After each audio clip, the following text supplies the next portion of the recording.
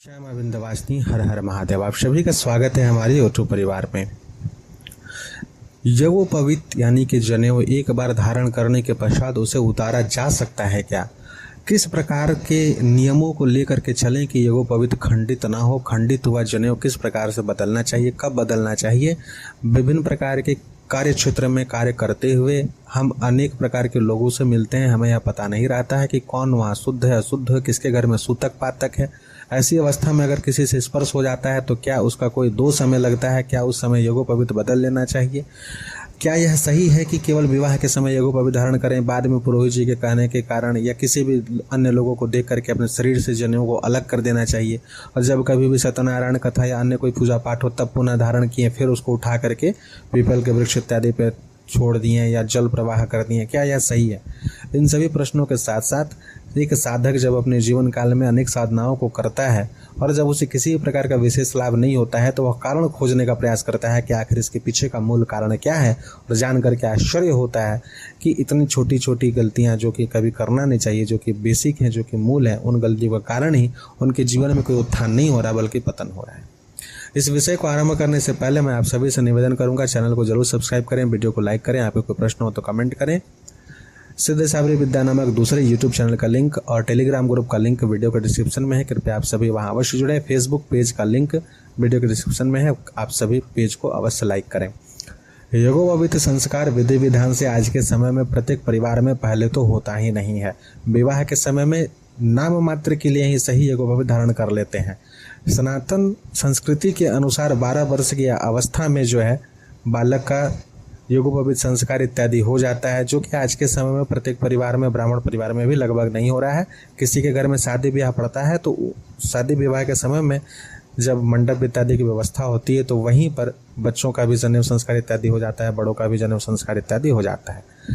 चलिए कोई बात नहीं, अपने आप में जिस भी प्रकार से जनेऊ धारण तो कम से कम कर लिए। जनेऊ धारण होता है तो गायत्री इत्यादि जप करने का आपको अधिकार की प्राप्ति होती है। बिना यज्ञोपवीत धारण किए गायत्री का अधिकार किसी को भी नहीं होता है, प्रणव का भी अधिकार नहीं होता है, लेकिन आज के समय में इन विषयों को लोग मानते सुनते नहीं है। दूसरी बात यह है कि यज्ञोपवीत एक बार आपके शरीर के ऊपर चढ़ गया तो आपके शरीर का अभिन्न अंग हो जाता है। उसे किसी भी अवस्था में, किसी भी परिस्थिति में अपने शरीर से अलग नहीं किया जाता है। यज्ञोपवीत में जितने सारे प्रमुख रूप से शक्तियां हैं उन सभी का आवाहन स्थापन होता है, इसलिए यज्ञोपवीत को परम पवित्र माना जाता है।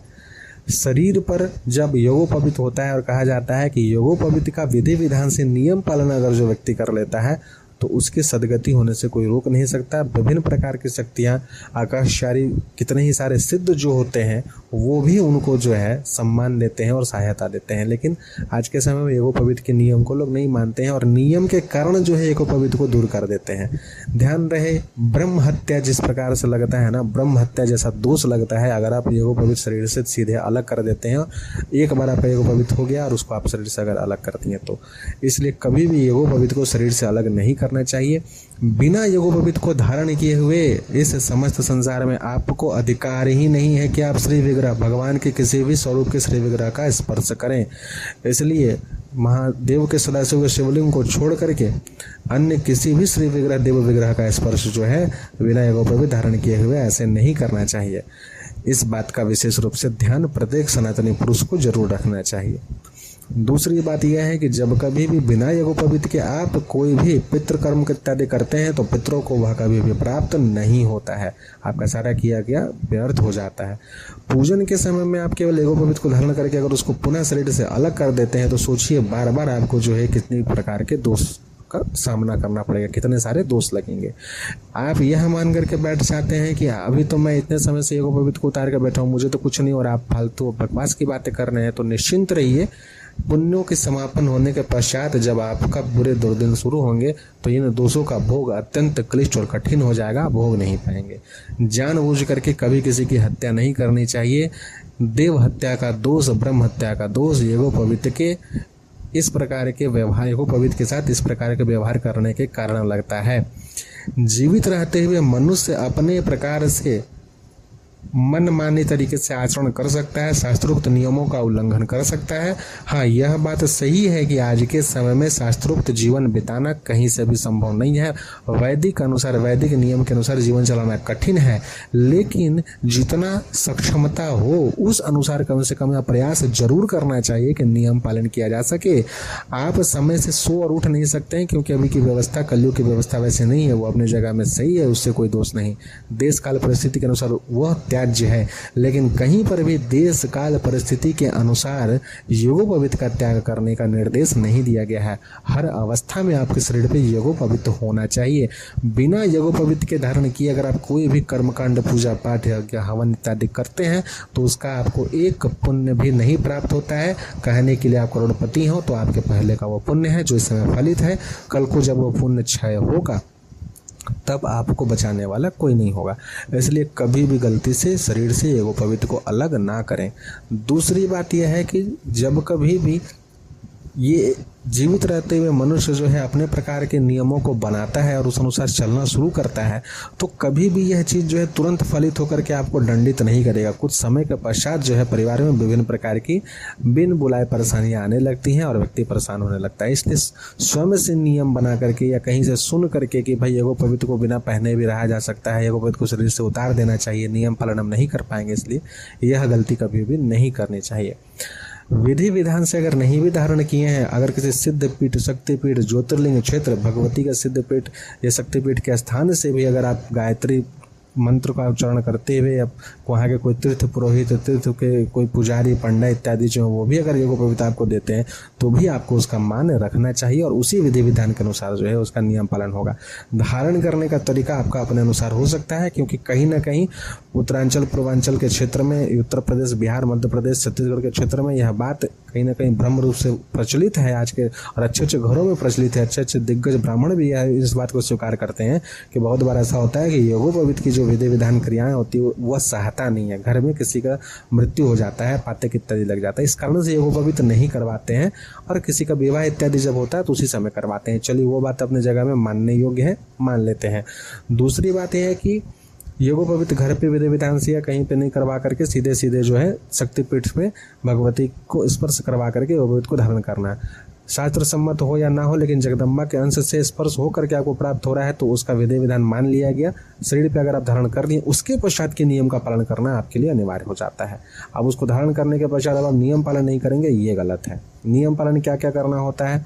बस लघु शंका करने के समय में अपने दाहिने कान के ऊपर 3.5 बार लपेटा जाता है। 3 बार लपेटे, चौथे बार आधा लपेट करके रखते हैं। इतना ही तो नियम, इतना कीजिए। जब दीर्घ शंका करते हैं तो दोनों तरफ लपेटने का प्रावधान है। अगर आप नहीं कर सकते हैं तो कम से कम दाहिने तरफ तो जरूर उसको लपेट लेना चाहिए। अगर लपेटना भूल गए तो योगोपवीत खंडित हुआ और उसे बदलना पड़ता है। दूसरी बात यह होती है कि अस्पर्श, अगर हमें नहीं पता है कि सामने वाला व्यक्ति का स्थिति क्या है, सूतक पातक में है क्या, ऐसी स्थिति में जब आपको नहीं पता है कि सामने वाले व्यक्ति की स्थिति क्या स्पर्श होता है तो आपको कोई दोष नहीं लगता है।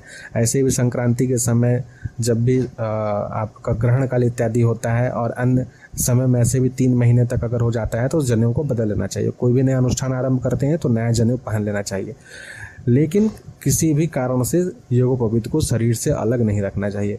एक और विशेष कि योगोपवीत हम अगर बाहर काम कर रहे हैं, 12 घंटा 14 घंटे तक हम कंपनी में काम करते हैं, ऑर्गेनाइजेशन में काम करते हैं, तो ऐसी अवस्था में योगोपवीत के नियम का कैसे पालन करें? क्योंकि हाथ कभी गंदा है, कहीं किसको स्पर्श किए हैं, तो उसके लिए, या फिर आप कहीं व्यवसाय करते हैं, मार्केटिंग के सेक्टर में विभिन्न प्रकार के जगहों पे जाना आना होता है, तो कैसे फिर शुद्धता पूर्वक योगोपवीत को हम स्पर्श करें? योगोपवीत तो शरीर के ऊपर वस्त्रों से आच्छादित है, यानी वस्त्रों से ढका हुआ है।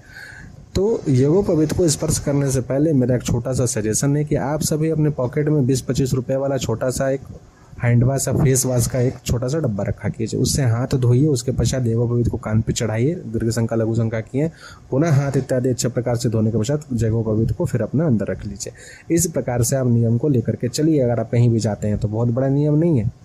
इस तरीके से आप अगर चाहें निभाना तो आप निभा सकते हैं, और नहीं चाहें तो आप फिर नहीं निभाएंगे, कितना भी आपको सुविधा दे दिया जाए। तो इस तरीके से आप चाहें तो लेकर के योगोपवीत के नियम को चलें।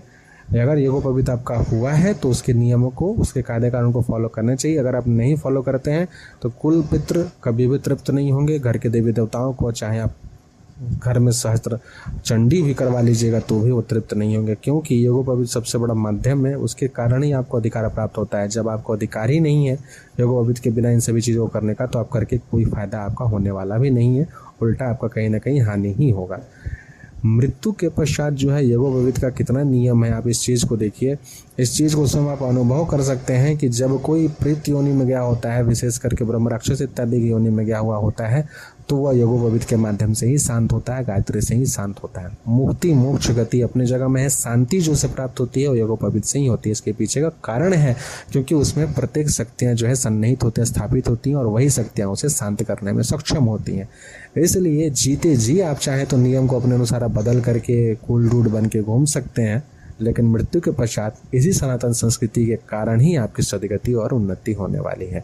आशा करते हैं इस विषय को आप सभी समझेंगे, योगोपवीत के नियम को मानेंगे और तदनुसार जो है अपने कर्म धर्म करते हुए आगे बढ़ेंगे। जय मां विंध्यवासिनी, हर हर महादेव।